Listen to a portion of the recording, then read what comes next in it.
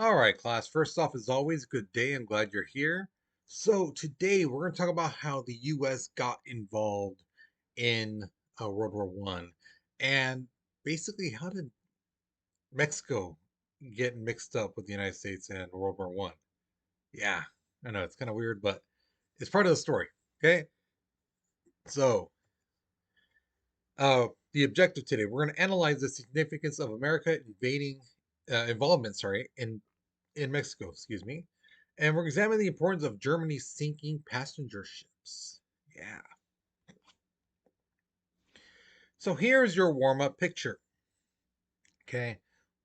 Basically what I'm asking you is simply this. What is this artist trying to say about the German military power? Okay. Um, because that's what you see, a little stick on its neck. Okay. And yes, this is a snake. Okay. And specifically it's a python. Okay. Because that's what it says up on the top. So, what is this artist trying to say about the German military? Okay, so look at the picture, analyze it, things like that. And yes, just because a student asked me this a couple days ago, um, can snakes really open up their mouth that big, wide? Yes, they can, because they have no jawbone, so they can really stretch out their mouth. Okay, so yes, they can. All right. So pause the video, write your response, because we're moving on in three, two, one. All right. So April 1914. Um, what happens is this: America is in Mexico because they're really wanting their oil. Okay, America has this fascination with oil. We love it. And the thing is, in Mexico, we were pumping oil from there. Um, so President Wilson sent some troops down there to basically make sure that everything was running hunky dory. Problem was President Huerta, the president of Mexico, really didn't like that. Hey, there's some American sailors there, things like that, American soldiers. So he sent some troops down there too. Well, what ends up happening is some nine American soldiers, sailors, basically get arrested by the local police force in Tampico, Mexico, and they're arrested. They're put in jail, and the commanding officer, the top cop in that town, was like, "Oh dang, no, let them out," because he didn't want to start, a international incident, so he let them out. Well, thing is, once these soldiers came back to where they were supposed to be at, their commanding officer was telling them, "Hey, where you guys been? We've been looking for you." And they were like, "Oh yeah, we got arrested, but we were released right away." And the commanding officer was upset. And he told basically the Mexican government, "You owe us an apology, and on top of that, you need to do like a 21 gun salute to our flag in your country." And the Mexican government was like, hell no, no, we're not doing that. So this gave President Wilson a opportunity to overthrow Mexico's president, President Huerta, because he didn't like him. However, there was a commanding officer um, named Carranza that uh, Wilson did like, because Carranza was more pro America than Huerta was. So basically, he puts Carranza in charge. Now, here's the thing: imagine a country like, let's say, Japan coming into our country, basically, in a sense, not really invading, but being there, and then saying, "Oh, we're getting rid of your president. We're putting somebody we want in charge." How would Americans react? We'd be pretty upset, right? Because we choose our president. Same thing with Mexico; they choose their president. So these citizens in Mexico were very, very upset um, that Carranza is president. So there was like small cells of rebellion, you know, um, that didn't like didn't like Carranza, and were trying to basically make life in hell for him. Okay. And they conducted raids in hoping that the U.S. would interfere, like, "Oh my God, Carranza, you're not doing what you're doing. You suck. We're getting you out." you know. So one of the leaders of these cells was that man in that picture right there. That is Pancho Villa. Okay. You may have heard that name before. You may not have, but that's the dude. That's the legend, Pancho Villa. Now, what he did was he crossed the border, went into a town called Columbus, New Mexico, and he basically killed some Americans. He set fire to the town and things like that. And then he went back to Mexico. Well, Wilson is livid. He's angry. He's upset. And he sent soldiers to go get Villa, but they never do. They never catch him. Just to give you a little other information that's not on there, um, my great grandfather was picked up from by the Federales when he was 16 years old. They basically drafted him and told him, you and this squadron of people are gonna go chase Villa. He said the closest they ever got to Villa was that the lead guy, the guy on the horse leading his group to catch Villa, he got hit in the face with the dust from the horse of the last man in the group that Villa was riding with. The Villa was leading. That's the closest they ever got to him. The horse was kicking up dust from the last dude, that the guy at the very, very far back, and it was hitting my great grandpa's commanding officer guy, the guy who was leading the stuff. The first guy up there is the dust was hitting him in the face. That's as close as they got. Okay, so that's a little my personal history, family history with the Villa, sharing with you guys. So World War One erupts. Now, basically, a lot of people are wondering which way is the United States going to side with the Central Powers, which is like Germany, Austria-Hungary, the Ottoman Empire, or are you going to go with the Allies, the British, the French, the Belgians, the Russians? And America basically says we're neutral. Okay, we're not taking either side. But that didn't stop Americans from trying to convince the government to side with one side or the other. Because at that time, there were a lot of German Americans, about 8 million in our country, who basically said, we need to support Germany, the motherland. Those people are good people, decent people, things like that. Um, and then there were like 4.5 million Irish people who were saying, yeah, I don't know about Germany, being good, but British, they are bad people because they basically take over a country, a plot of land, and say this is ours now, even though people live there. Because it's true, during the imperialism time, Britain was going around different places around the world and saying this is ours now, when somebody else was already living there. So they took over Ireland, they took over Australia, India, Indochina, places like that. People were already living there, but they during the imperialism time, they were like claiming that as their own. Okay, so the Irish had kind of a reason to, and a pretty good explanation why they felt that way. However, there was a lot of other Americans who were like, you know what, we get along with England. They're like our best friends. Of all the countries around the world, England's like our best friend. We got to support them. And then there were some people who basically realized, like, who knew their history and said, you know what? When we were starting off as a country, we were trying to get our independence from England. Um, there was only one country in the world that had our backs and supported us, and that was France. And France never really told us, the United States, oh, you owe us, you have to help us, we need your help doing something. They never really did that. So maybe we should help them out. Like, hey, they helped us out. We should help them out. You know. So during this time too, propaganda posters were exploding everywhere around the world. Propaganda posters are posters that are trying to sway people's opinions about certain things one way or another, saying that something is really good or something is really bad. And both sides, use them. The Central Powers, the Allied powers, they use them. The German propaganda posters really try to show that Russian people were evil people. They'll choke your dog, they'll slap your grandma around, they'll call your girlfriend ugly. I mean, all kinds of mean things.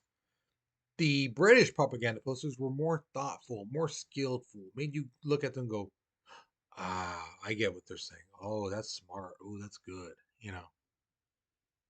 But one of the most effective ways that made people sway, made people change their minds, were, believe it or not, rumors. Okay. And stories of how, things were happening and things like that. And two of the stories I've read about just, and they make me laugh because it's like so stupid. So, like, you, you- what? Are you serious? People believe that? It's like, yeah. And they both have to do with German U boats, the submarines. Because remember, they're attacking. Oh, I'm sorry, you don't know this. They're attacking passenger ships. They're attacking merchant ships. And when they sink a ship, sometimes the bodies get stuck inside the hull area inside the ship, and those people drown, and the bodies will come up, to the surface. So the stories were, one of them was that the Germans would take these dead bodies, right? Pick up these dead bodies. They would then go to Germany and put those bodies in their gardens, in their fields, so to use the bodies as fertilizer. Now, you have to remember, if let's say they took bodies out of the water, which they didn't, it would take more than a day to get to Germany from where the Atlantic Ocean is. And yeah, bodies smell, especially dead ones. They smell pretty fast, especially when they're wet. And then to get them into their gardens, I mean, I'm sure it takes another several days, maybe a week. So the bodies would be nasty, decomposing. So that story is so full of crap. But the thing is, people believed it. This other one, people believe, and trust me, you're going to be like, what? Are you serious? The thing was, they would say was that these Germans would take these dead bodies and make soap out of them. Yeah, soap.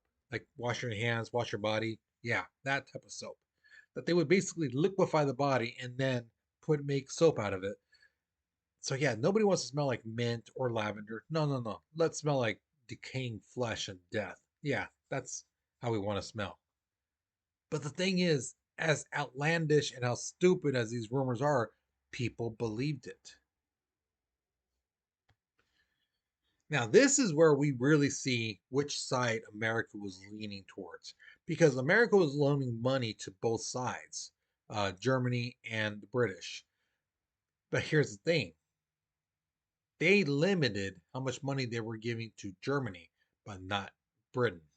So they would tell Germany, okay, fine, another 100,000, but we'll only lend you another 50,000 after that, and that's it. No more.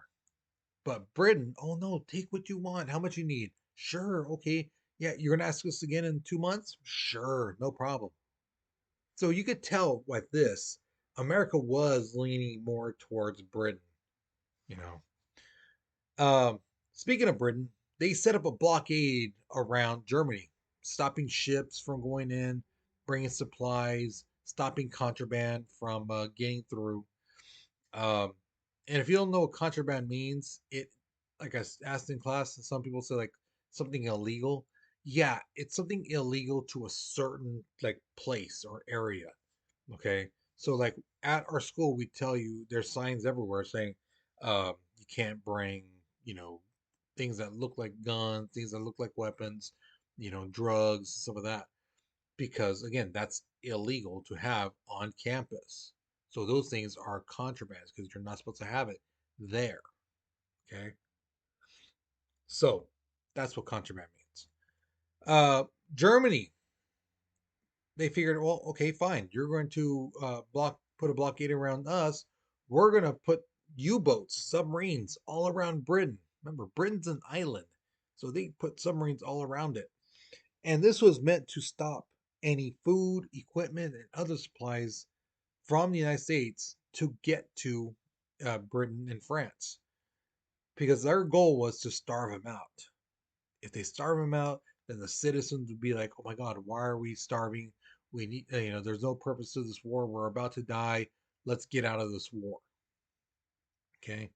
So February 1915, Germany basically announces to the world any ships going towards France or Britain will be sunk. No warning. We're just going to send our torpedoes to sink them.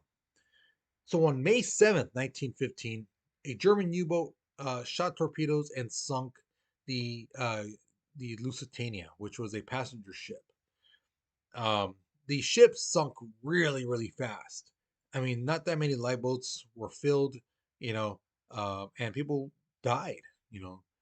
So the British and American government was like, "Oh my God, how dare they sink a passenger ship? These people were on a cruise and things like that." And the German was like, "No, no, no, no, no. There was guns, there was ammunition in that ship. It wasn't just a passenger ship."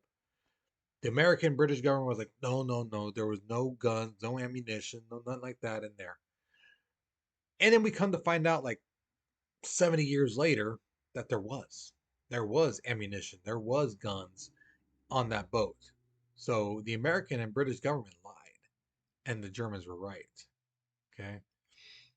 So March 1916, a French passenger ship called the Suez uh, was hit by a torpedo. It didn't sink, but it was damaged pretty bad. And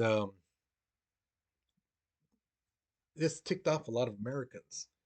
So to avoid Americans joining the war, the Germans said, "Okay, okay, kind, fine. We're gonna put some documents together. We're gonna make this thing called the Suez Pledge, meaning we're not going to attack any more passenger ships without warning. We'll come up to the surface. We'll wave them down like, hey, we're right here. We're aiming at you. Um, and if you don't stop, we will shoot at you. But we want to see if there's any guns, ammunition, things like that on your boat." Okay.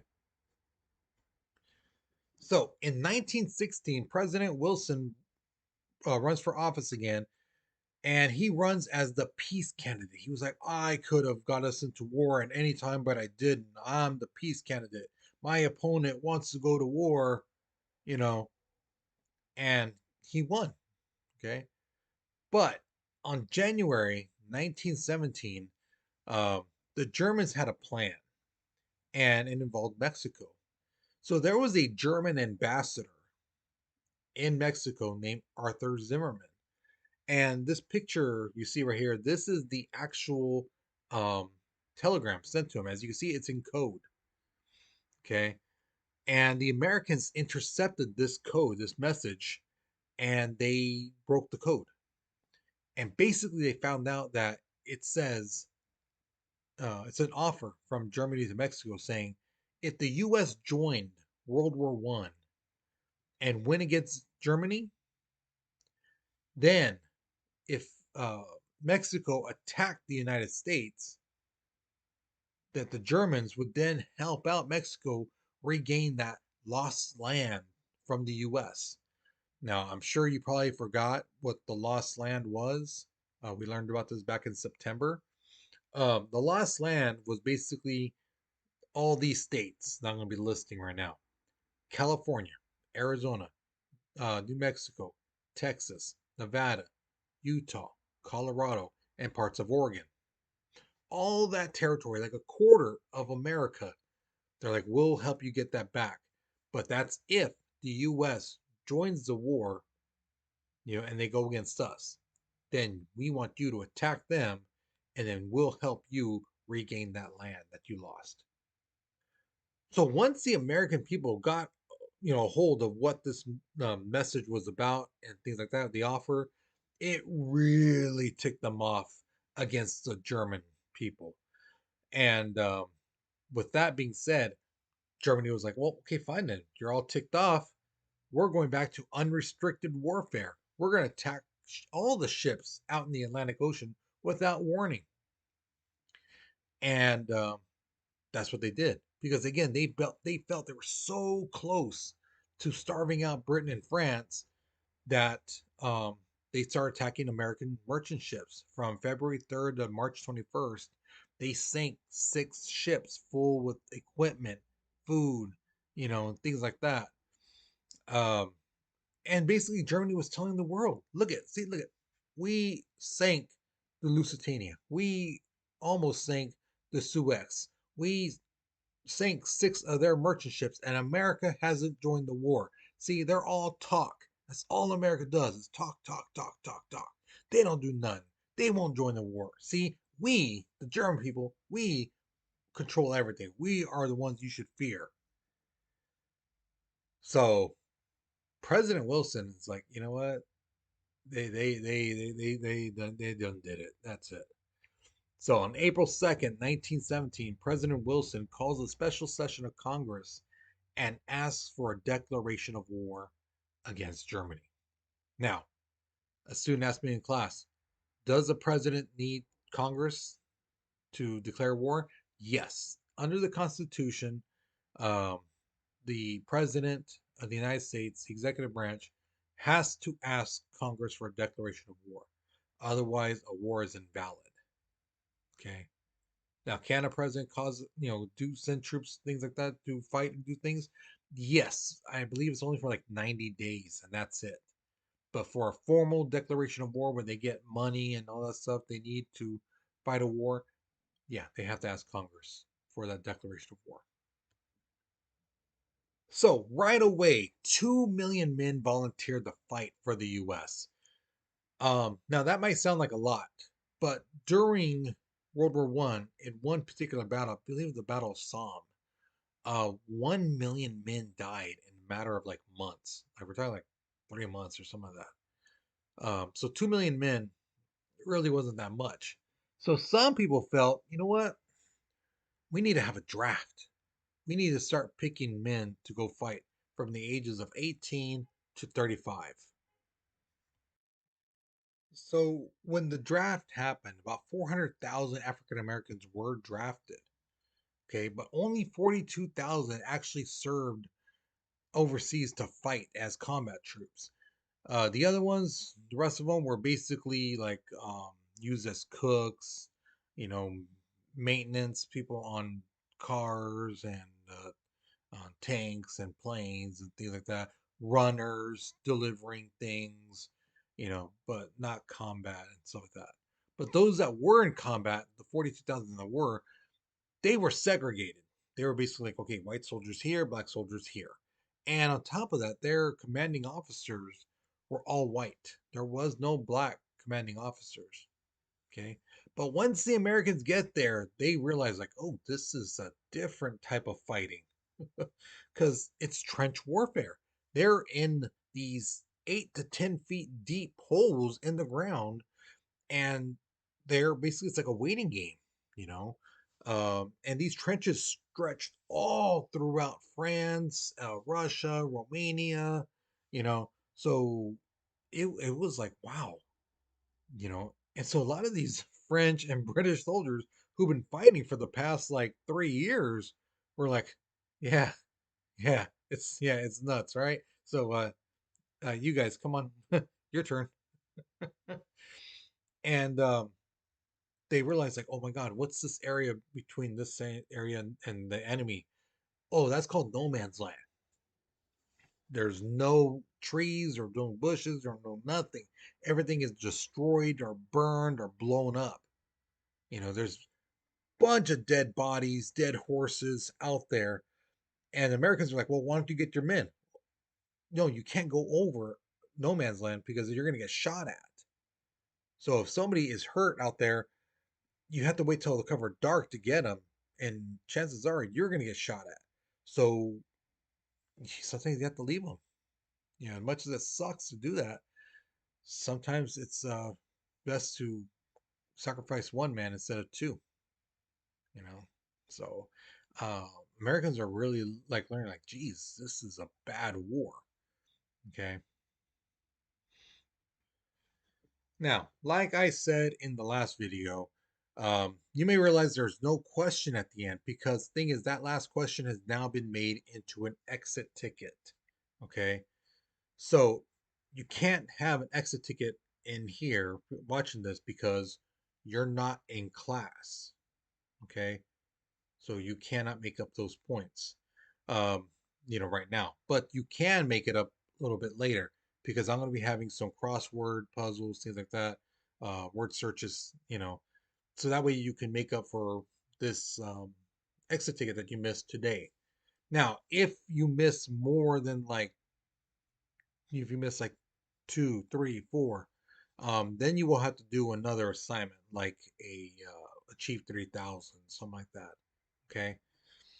But the thing is, um, if you miss one time, then a word search will be fine. You cannot do like four word searches and be like, well, I missed four exit tickets. Here's four word searches. No, you're only going to get credit for one. And that's why I'm saying it now in the video. So that if you're not listening to this right now, I can play this back and be like, see, I told you, but you didn't listen to the lecture video. You didn't listen to everything.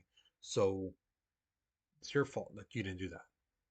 Okay, because I'm clearly explaining to you, you can't turn in like four, word searches to get the credit for four exit tickets. No, only one word search for uh, one time thing. Okay, that's it. So, um, if you're watching this video, and again, this is the first week right now. It's on a Thursday at 9:15. Okay. So if you're watching this and it's like Friday or Monday next week, Tuesday next week, let me know, like, hey, Martinez, I didn't get to do the exit ticket. And by then, hopefully, I'll have the word searches printed out so I can give it to you. Okay. So with that being said, guys, hopefully you learned something new. Hopefully you enjoyed this lesson. Okay. So you guys, you take care, you be safe, and I'll see you guys later. All right.